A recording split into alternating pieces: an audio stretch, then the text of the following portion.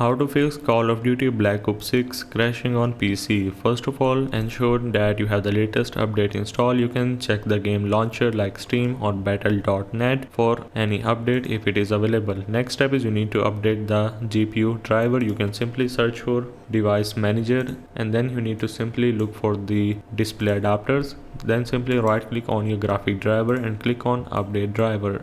If you have a habit of downloading manually, you can simply click on browse my computer. Make sure to download from the official website like Nvidia or AMD for your specific graphic card. Next step is either you have to uninstall the Black Ops 6 and then reinstall it again, and also make sure at the same time you are verifying the game files. You can go for the properties and you will find the verify option, which you just need to do and see if you have any kind of corrupted file in your game. At the end, the most useful method is to simply reinstall the game, because as a moment of right now, reinstalling is the only solution that is working for most people.